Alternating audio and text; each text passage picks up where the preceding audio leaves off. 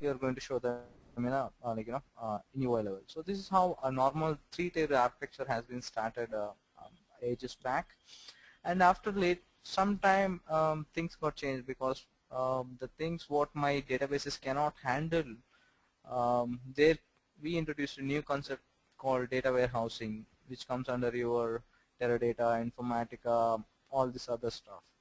So then again, Teradata, Informatica, these things have some quite a bit limitations where you cannot work with them very frequently. And then, if you look at the things, the 3-tier architecture has been become into 4-tier architecture, and then now these are also lose their capability of handling the things. So we cannot increase the vertical architecture of a application, but because it gives us much latencies when you do request and response times from the every tier, because it has to pass through every tier, and then it has to request and response has to process, and then it has to give the results back. So this takes a latencies and all. So in the year 2004, Doug Cutting is a guy who developed this Hadoop and all. So why it actually came into picture is because the data size is explosion happening like anything. What I mean to say is, like, if you look at in the year 2004 also, we have around maximum to maximum 1 to 1.22 petabytes of data, and if you take a look at now, it's having like around 2.8 petabytes, and we're expecting around by 2020 we'll be having around some 12 petabytes of data. The data size, the growing ratio has been increasing like a rational way. So how to handle this entire data, and then because all this entire data cannot be because your native databases or native data warehouses hasn't have that capability. So we have to come up with some component which can handle all this complexity. At the same time, we need some performance and we need some scalability issues. So there are a lot of issues which we need to cover. So if you take a look at that, Yahoo is one of the most internet scale company, which is an internet company. Yahoo is the most visited site on the internet. You'll be having 600 million plus unique visitors per month, and then billions of page views per day, billions of searches per month, billions of emails per month, and forgot about IM, status books, Buddies, cricket, messenger, news, movies, lots of stuff is involved in your homepage of your Yahoo. So in a day we are going to get terabytes of data. So if you take a look at any of our customers' data or client data, mostly it will be containing terabytes of their entire history. But in a day here we are generating terabytes of data. So how to get rid of this, and how to do analytics on this, how to do some querying on this data. So they actually came up with Hadoop. So and so what is actually this big data? Big data technology we might have heard from anywhere, that data. So what is this data? And so data is actually nothing but information about something or some person or some place. And why I'm relating here information with business value is because the information is like a repository what you have, and you have to do business value from the information what you having. So if you think in a case, let's say I'm having some retail industry data, nothing but retail industry information, how many sales I'm doing and how much revenue I'm getting every month or so, or every quarter, and then all hell lot of data I'll be having, every product information, every price information, and then you'll be having again clustered data information, and then you'll be having categories of data information. So how to retrieve business value from this data? So we'll go level by level. So which is like, first thing is search marketing. Nothing but to give you a simple example of overview of all this, when you search for something, like let's say Facebook every day many people are using. Hope you might be also using Facebook. And if you look at the Facebook users, they have been growing like very rational way, and Facebook is handling very successfully in handling requests of the every user, and keeping security for every user of his data, own private data. So how come how come I used to get that, if you take a look at in the year 2010 or 11, Facebook has changed its view to a new view called as timeline view, what you're seeing right now, a big banner and then like a piece on the separation in the page, and then which shows you posts on the left hand and right hand side, and then you can bookmark the important update, and then till the birth of your till the day you born, it used to have a scroll down. So why Facebook has actually changed it from its old view to the new timeline view? So this is what the actual scenario behind that happened. So they took the collection logs of every server producing. India has India region server, and US has US region server, and UK has its own region servers.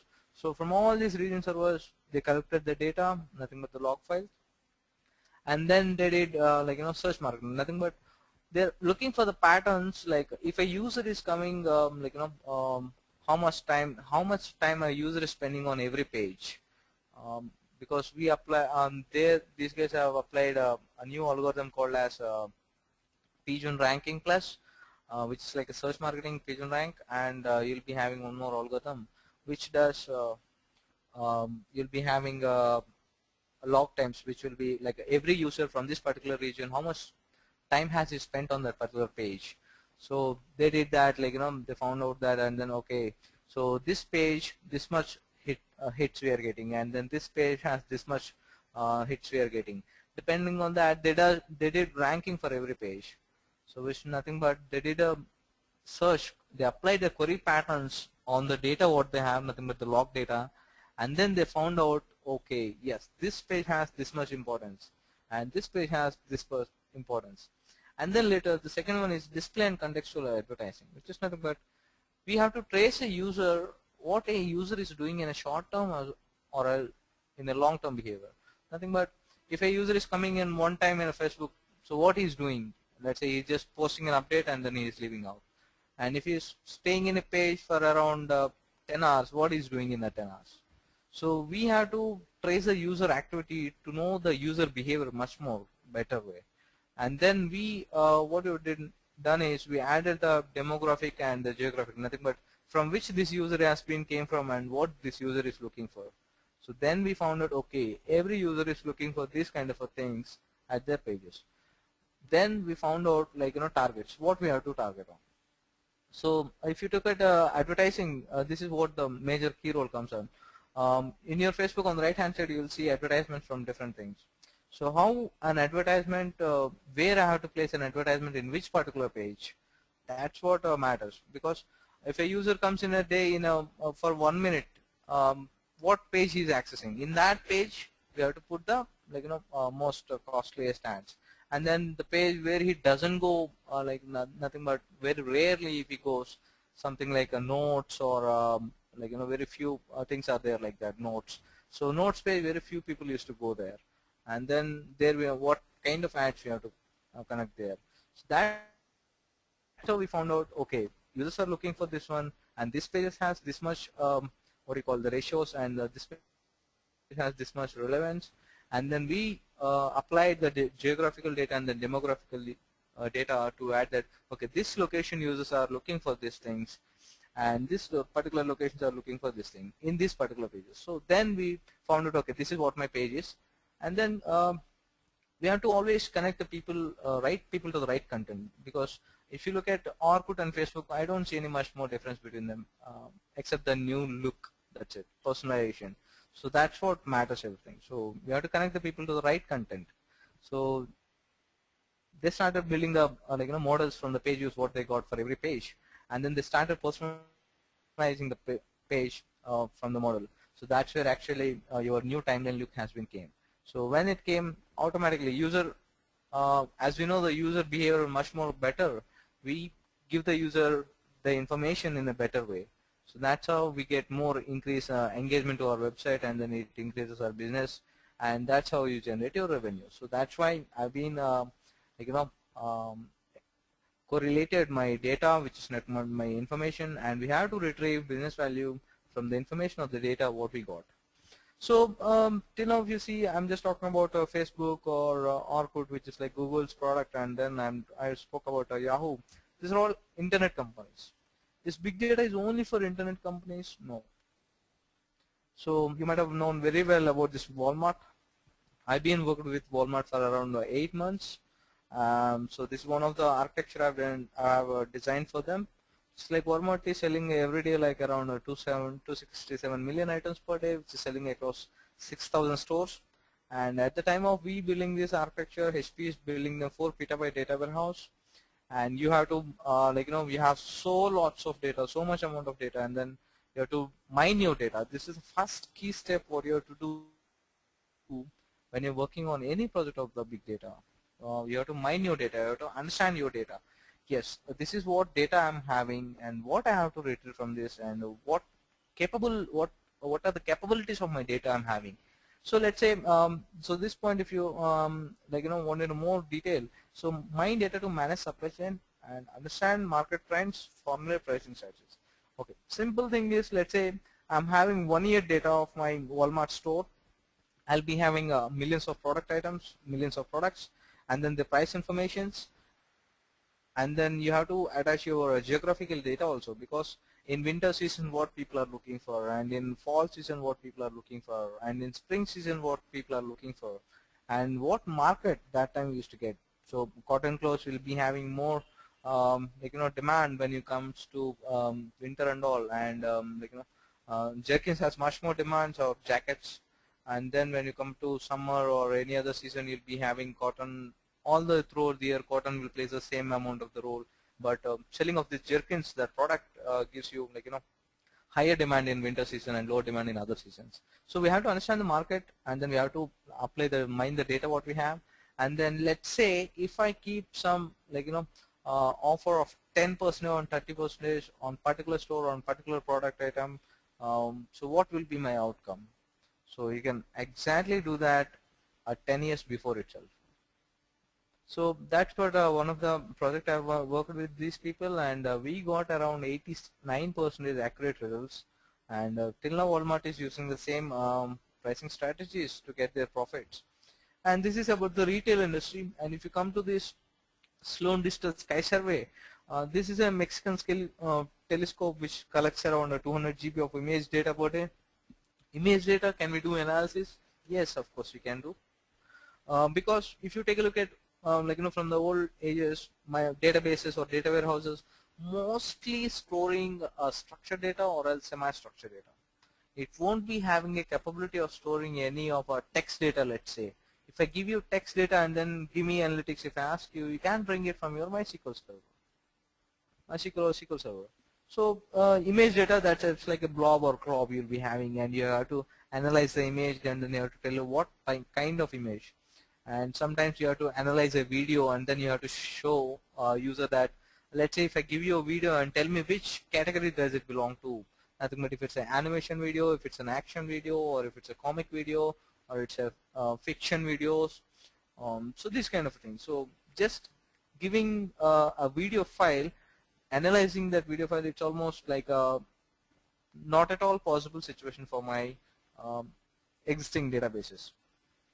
So we can apply big data here also. These guys are applying it, and one of the data set they'll be having is like around 10 terabyte data size, and which is having 287 million celestial objects. A celestial object is nothing but when you look at some object from your maps, so it will be looking like an object, a 3D object. That's called a celestial object. And Sky Server is using previously SQL access to get real-time levels, but Hadoop is, or big data technologies are mostly off into historical data, so or archival data analysis. And so I'm talking about so far like what is this big data, and then where we can apply this big data, so what this helps us. So what actually happening in big data, how to process this big data, large amount of data. So let's say if we need to process a large data set which is like having 100 terabyte size greater than, to read the 100 terabyte data is like a bottleneck situation for you, because it takes 11 days to read on a standard computer, and it takes a day across or 10 Gbps link, which is like very high-end internet speed you need, or LAN speed you must be having. So that's not at all possible. 10 Gbps link, rare cases. But to read the 10 terabyte, 100 terabyte is taking 11 days. So when will you read? When will you apply your action? And when will you do analysis on your data? And then when will you retrieve your results? So this is like a bottleneck situation for my existing scenarios. And if you compare to a Hadoop ecosystem or big data ecosystem, you'll be having nodes. A node is nothing but a machine, which is like normal machine. Think of as it's your laptop. A physical machine which is like having 2.4 gigs, 2.4 gigahertz processor, and then you'll be having some 2 gigs or 4 gigs of RAM, and then 300 GB of hard disk memory. That's fine. That's a normal machine. That's what we expect. With a link of a LAN link of 50 Mbps per second, it takes 23 days on single node. But on a 1000 node cluster, it takes 33 minutes. What will be my access time if I make it 10,000 nodes? Maybe 3 minutes or lesser. So what's happening here actually? So let me tell you some philosophy about this. In older days, a wooden log will be there. Let's take a wooden log. To carry that wooden log, we used to have oxes. So one ox used to carry the size of the wooden log. If the size of the wooden log is increasing, we never tried to look for a bigger ox. But what we have looked is we added one more ox for that. So the same scenario we are applying here. If the size of the data is increasing, we're not looking into for a high-end solution like a SAN or something else. We're just taking a normal computer and then we're adding multiple normal computers together to work together and then to get back your outputs. So that's what entire Hadoop is. Hadoop is like working like you never see Hadoop's capability when it's in a single node. It's like a normal thing. But you'll see Hadoop capabilities when you apply that into real cluster. A cluster is nothing but a group of nodes. So that's what I would like to say. So that's what called distributed computing. Your work is going to split across all your nodes and then it works together and then it gives back your results. So that's called distributed computing. So okay, that's fine. So what is not so easy? Let's say if I'm using a SAN cluster and I wanted to do some application, something like this. So usually you'll be storing somewhere in your SAN and then you'll be having your own Hadoop or application running in some other clusters. So usually you'll be having two clusters. One is a storage cluster and then is computation cluster. On your computation cluster, your application is going to running, and whenever you need data, you're going to connect to your storage cluster and then you bring back your data to the application cluster and then you do some analytics or you do some processing of your data over there and then you used to give back. Let's say if I'm moving 10 terabyte data. To move 10 terabyte data from one location to another location is quite a bit tough because it has to, for moving it will take time, the first thing, and then you must be having high-end network solutions where you're going to end up with a high pricing, and even after you move, let's say I've successfully moved my data, after moving you have to check up that whether my data is the right data or not, whether I moved my right data or not. You have to debug your data. So 10 terabyte again you are going to debug? I don't think so. Just to open a notepad file which is like a 1 GB or a 2 GB, it's not at all possible on your laptop or any other normal machine. So moving data from the storage cluster and then this computation cluster is not feasible because every time you request the data and then every time you are going to move the data, and after 1 week you're going to give results to your customers. Then customer will say bye bye, because if you think that Google will give you results after half an hour back, are you going to use Google next time? I don't think so. So that's what happens. It's not at all a feasible solution. And in last cluster, so usually here in this, I'll talk about this point sometime later because we are going to talk in next slide. And coming to the next slide, we need to build ending up in very expensive state, because to build reliability into these kind of applications, which is like storage cluster, computation cluster, we are going to end up with a higher expense, because we have to think about data motion between both the clusters and the communication between both the clusters. And a programmer, usual programmer, always keeps about worrying about the things, because yes, my client has asked for this data, and then I've kept a copying of my data from my SAN to my local, and I don't know whether it will copy or not. Okay, if it's copied, I have to debug my data, I have to check my data whether it's validate my data whether it's a right data or not, and these things will make a programmer worry a lot. Of course, traditional debugging and performance tools don't apply at all.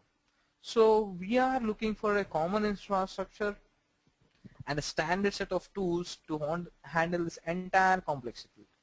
Like we don't want this much complex. We don't want two ecosystems like computation cluster and storage cluster in different locations.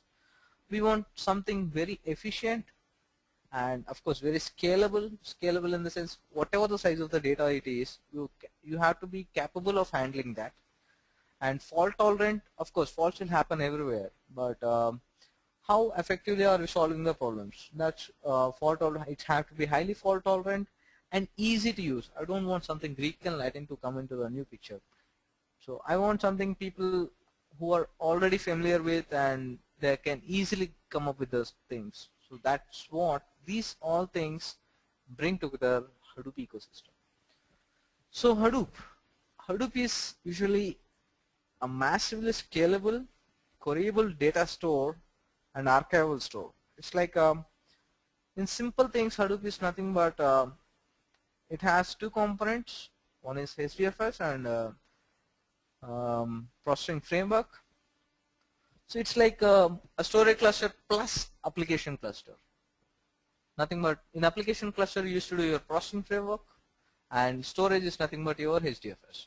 So you'll be keeping both the entities at the same place so that you don't have to move data here and there. So Hadoop is like a distributed cloud computing programming, which is like you'll be having two different things like HDFS and map reducing. So let's talk everything in detail. So Hadoop has its own file system. So if you think about a file system, what is a file system? A file system is nothing but which is like an overview or a meta store for your hard disk. You might be using pen drives very oftenly, and pen drives will be having NTFS or else FAT32. And if you use a Linux system, you'll be having ext3 file system. So what this file system does, it stores the data in a somewhat organized way, and your file system know which file is in which data blocks, because in hard disk data is going to store in a data blocks. So it has its own file system called as HDFS, Hadoop Distributed File System, and it has queryable databases. Nothing but Hadoop alone can't do anything. I didn't get you. Spot for the biometric. I don't know when the spots are available, so you have to check there. I think Ravindra's machine is not working. He can wait some time. Sorry, too much cluttering is happening. I cannot hear your voice clearly. Hello? Ravindra's machine is not working. It stopped working. So can you wait for some time? Probably more of it. Hello? Hello? Hello? Can you hear me? Yeah, I can hear you. Yeah, Ravindra's machine has stopped working. So can you wait for some time? Sure, definitely, no problem. It's like lots of cluttering is happening. I cannot get your voice clearly. That's why. Barbara?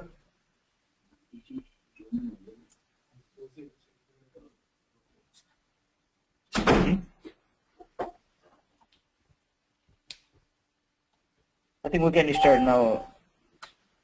Is it back? Yeah. Can you see from there if he's online or not? No, I cannot. Just give me a second.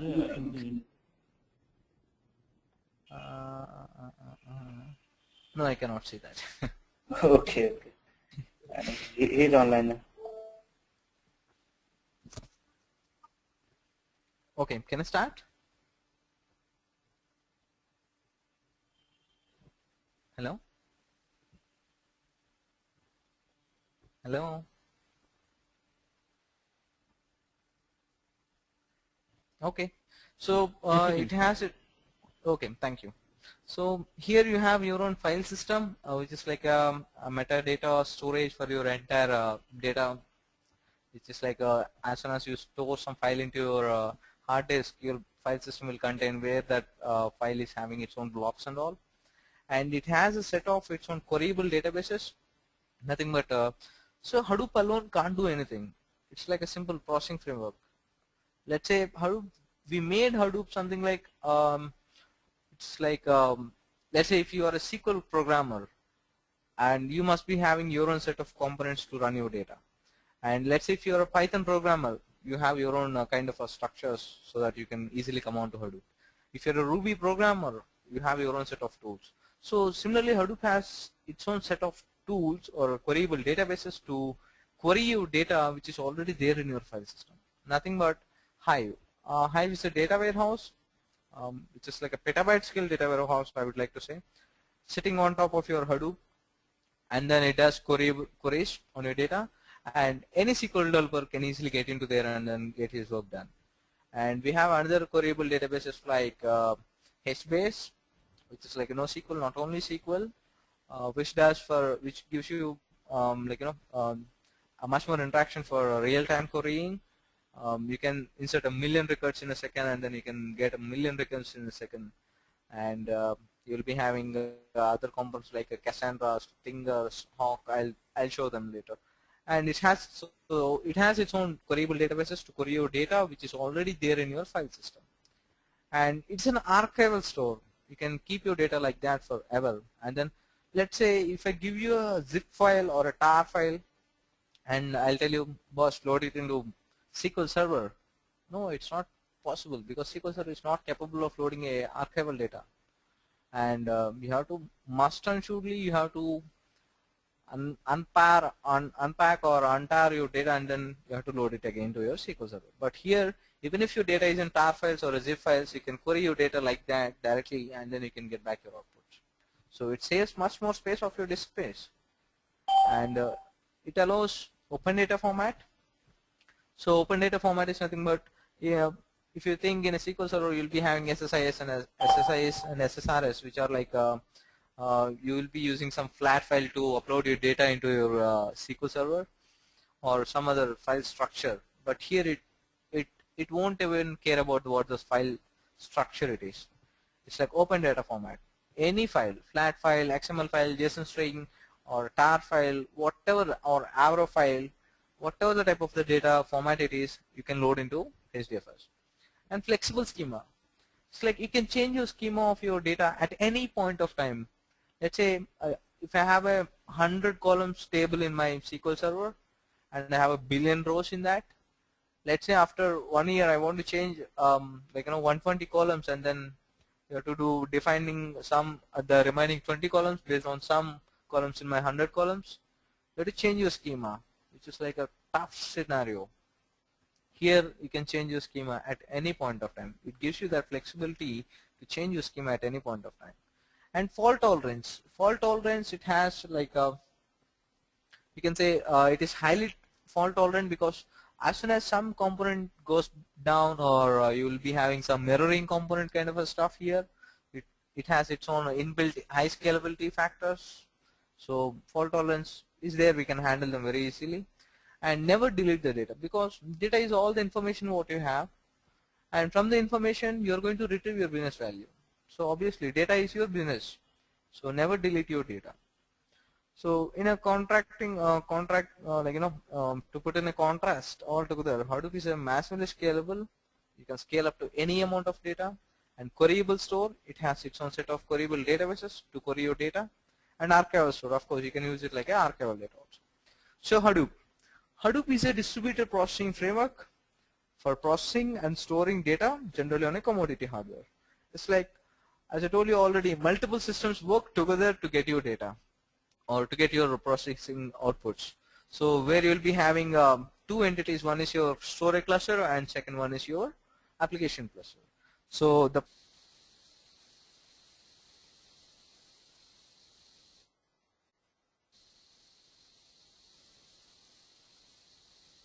normal computer with a commodity hardware. So like that many machines, like some group of these kind of machines we put together, and then we'll run this. So that's why it's called a distributed framework, because work is getting distributed. But for the processing and the storing of the data also happens at the same point of time. And it's completely open source. It's a top level Apache product available for the download. You can go into hadoop.apache.org, and it's written in Java. You can runs on Linux systems, Mac OS, and it is recommended to run on MacBook Pro, and Windows systems also it runs, but it sucks. And Solaris systems also you can run, Ubuntu, CentOS, anything. And client applications can be written in various languages, because if you know Java, okay, write your processing algorithm in your Java, or processing framework is called MapReduce. So write your MapReduce jobs in your Java. If you know Python, go ahead and write your jobs in your Python language. If you know Perl, write it in Perl. If you know Ruby, write it in Ruby. If you know C, write it in C. If you know C++, write it in C++. Any language, client applications can be written any language, which are mostly open source. .NET is not allowed at all here. And latest version of the Hadoop released is 2.0.x. And what are the features of Hadoop? So what you'll get features here. It's a scalable programming or a scalable framework which stores and processes petabytes just by adding your hardware. Let's say right now I'm having a data of 10 petabyte, and some 20 machines are working together. Tomorrow, if you think that I might get some another 5 petabyte, you don't have to change anything here. You can add another 5 or 10 normal computers for that and add them to the cluster. It will take care of that. And economical, because you are using thousands of commodity machines.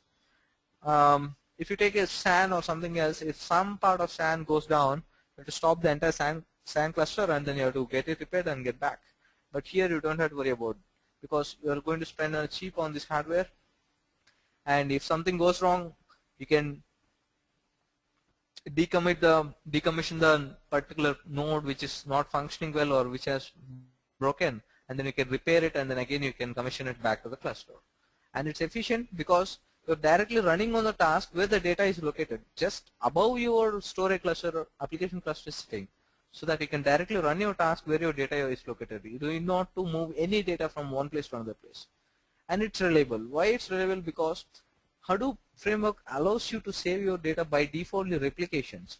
If one replica goes down, other replica, you can access it and then you can get into that. And this is primarily used for batch data processing, not a real-time or user-facing applications, but the only one application running on the world which is a user-facing and a real-time application is your Facebook, that chatting window. That's the only one and the utmost application which is running on Hadoop, a real-time application. And sample applications that run on Hadoop are like batch data processing, mostly we use this, and log processing like reporting and session analysis. So in what sessions, how many people logins are getting, you can find out the peak hours, and then you can find out the rare hours, and then you can build dictionaries of your data, and you can detect the frauds, click fraud detection, and then how many user clicks has happened, and view logs processing, nothing but how many page views we got, and then how many error pages we got, how many times a user is failing in logging, and what make that a user to fail that particular login page. So this kind of log processing we can do, and then we can do building indexing, like a site ranking we can do. And machine learning is completely different. It's like another entity, another giant entity, I would like to say, because machine learning is completely of algorithms. Very few people are in this field, but whoever in this field, they'll be at some other level. Let's say if you take a look into your Gmail or Google stopped pawn detection. Let's say if you type some XXX, it used to say that it won't give any results for you, but previously we used to get that. So they continuously stop discouraging this kind of a thing, and then by filtering the data. And mail spam filtration. So in your Gmail or some other mail, without your intervention, some mails are automatically going to spam folder. How that is happening? Because of this machine learning algorithms only. And components of Hadoop. So as I spoke earlier, you'll be having a application cluster and the storage cluster together. So that's what I would like to say. HDFS and then MapReduce. This is storage part, HDFS, and MapReduce is nothing but processing part, application cluster. So HDFS. It is actually modeled on Google file system, which is written in the year 2002 by Duckerting, and it is highly reliable because you have replications of your data over here. Even if one replica goes down, you can access your data from the other replica.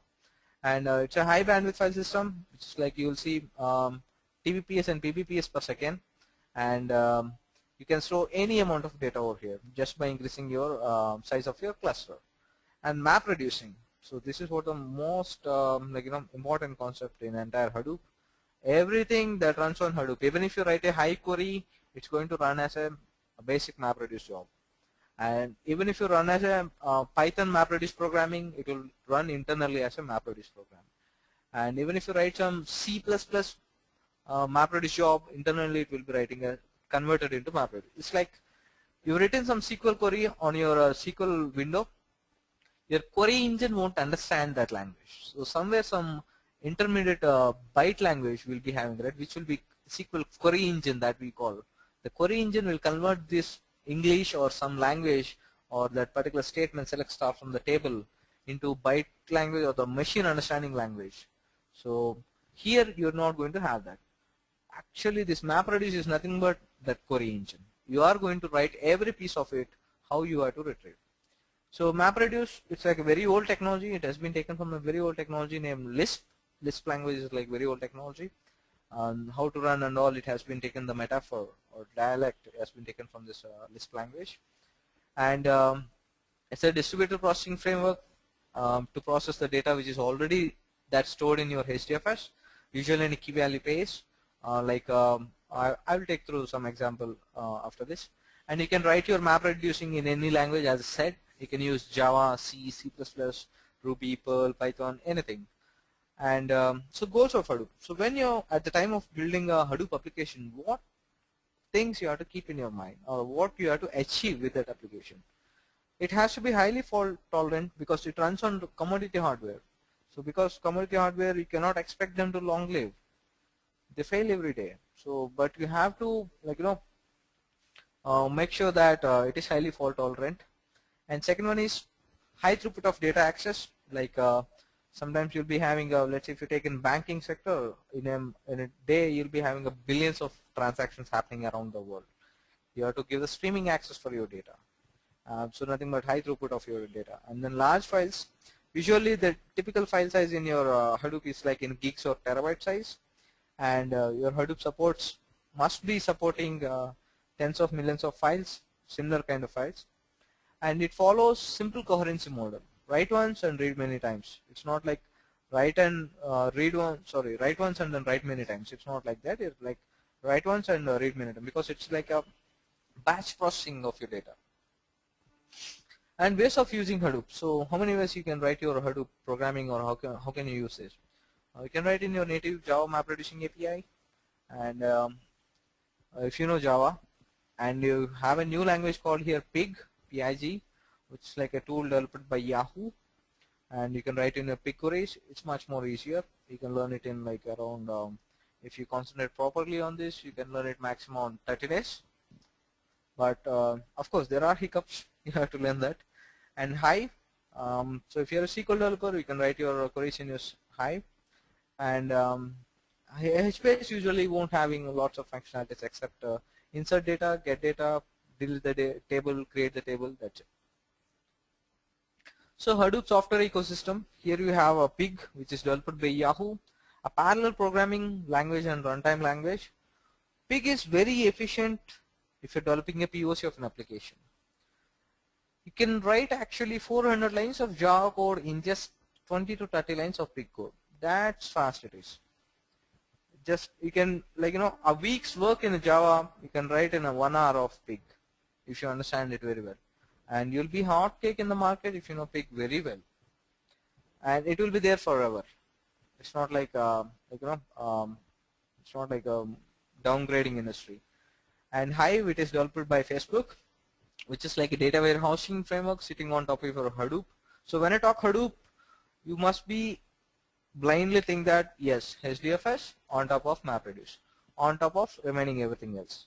So that's what it is. So this Hive will be sitting on top of your Hadoop, which gives you a SQL query kind of a fashion. You can do your queries, ad hoc querying. And then HBase, it's like a NoSQL data store that is sitting on top of your HDFS, which is like you can do real-time querying or when using your data. And Cassandra, similar kind of a stuff.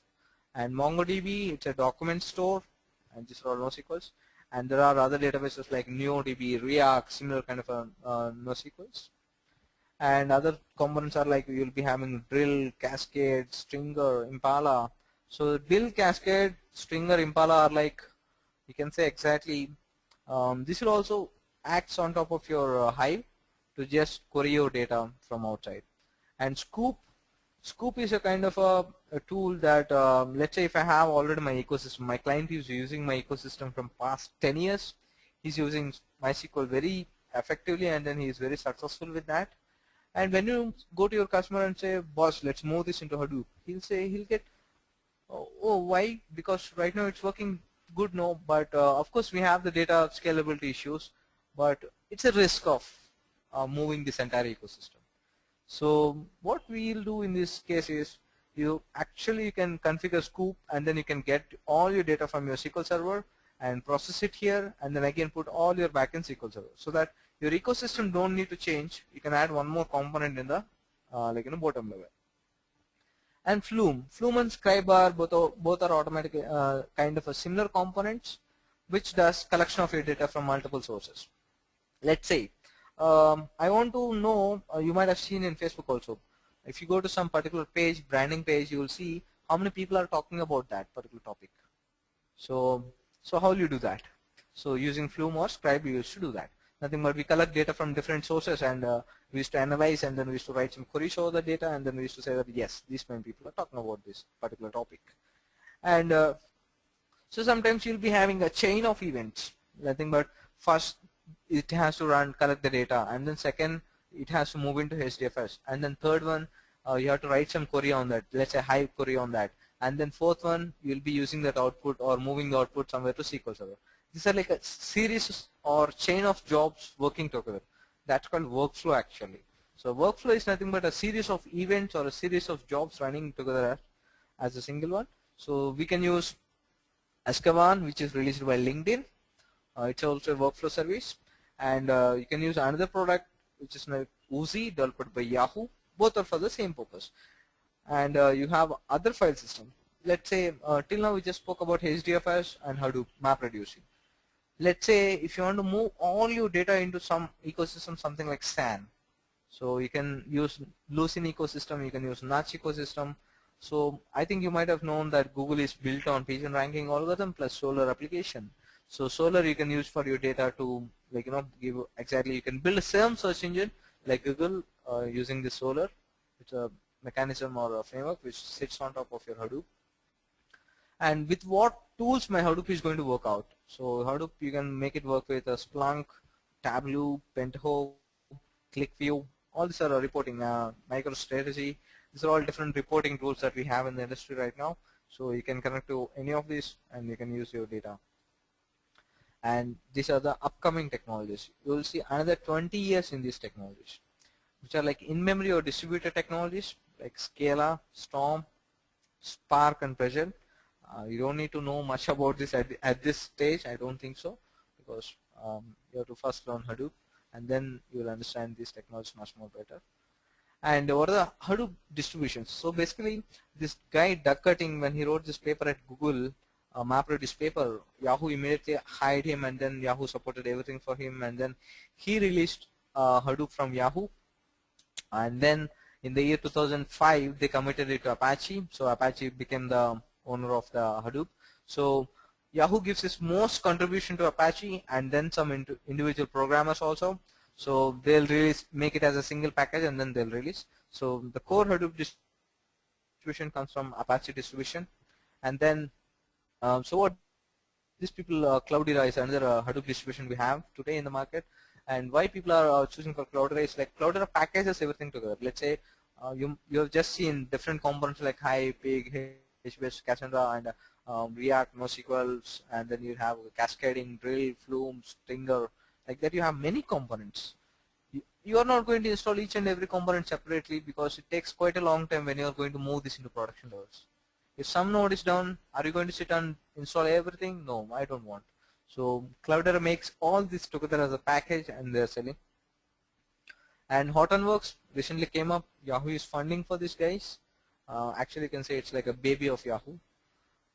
So Hortonworks releases its own Hadoop distribution and Mapper distribution. So apart from all these distributions, whatever you're seeing here, Apache, Cloudera, Hortonworks, Intel plus Oracle, mapper distribution is completely different. It's a unique distribution, I would like to say, and it's far ahead from the other distributions, because all these other distributions are written in Java, but mapper distribution is written in C++ language. So companies like GE and Cisco uses this kind of a stuff because they are involved into more stuff like assembly level language or their graphics and all. So that's why they use core language like C and C++, and mapper suits it best. And if you take a look at the Hadoop ecosystem, how it looks like. So this is how it's going to look like. Your HDFS, nothing but this is your storage part, and here you are going to store your entire data, and this is your processing framework, MapReduce. So why I have put in that HBase directly on top of HDFS, because you don't need to process your data with HBase. HBase is just like put your data, get your data. So it doesn't need any processing framework in middle. So that's why HBase came in the middle. And even if you write a SQL query or a big job, it will run as a MapReduce job on top of this data, whatever you are having here. And then using Scoop, you can connect to any RDBMS, and then you can do on for your data from here. And using Hive, you can do BI reporting. You can connect to Tableau, Splunk, ClickView, and all. And other ETL tools like you can connect Teradata Informatica also. So there are many components here, like isn't it? Like 10 to 15 components easily you'll be having. So it's like you have to put together in a box.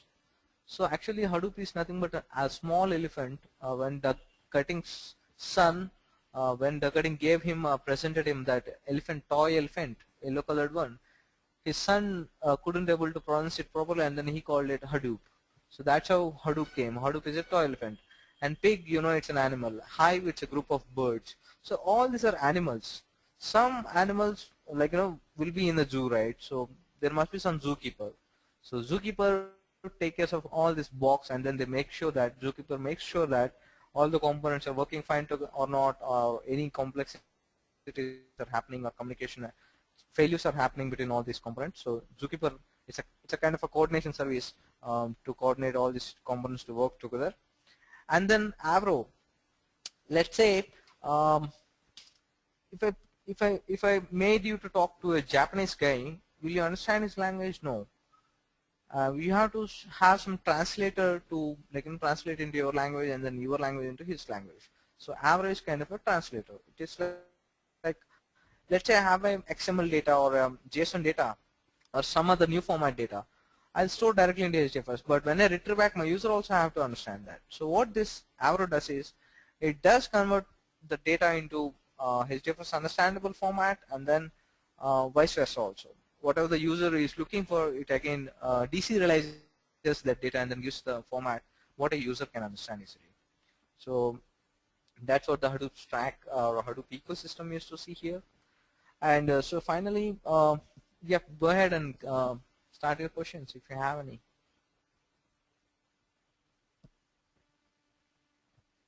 Hello? Hello? I think I don't have any questions because it was mostly the introductory part. So I think we have already taken two introductory this session, introductory session. So we pretty much know about these things, and whatever you are saying about these peaks and hash, I think we will be learning that in detail, right? In detail, sorry. In detail, again, it will take another couple of hours, I guess, if I'm not sure. No, not. I'm not talking about today. Yeah, I'm not later, talking definitely. Yeah, that's obviously. Yeah. And I didn't. I mean, I think I don't have any questions regarding today's class, but I'm just curious. I mean, how we are going to do the practical on this? That I think this guy has to come back to you. And by the way, have you seen any difference from the older introductionaries you had and then this session? Nothing. I mean, there are a little bit of difference. Like in first session, we had something like what do you call it? there's velocity, and there are 3 V's, right? Those kind of Yeah. things. But it is an introductory thing, what is big data, why it is needed, and what is Hadoop, and what is HDFS, and what is this MapReduce, but not in that detail. Since it was introductory. I'm not aware of that.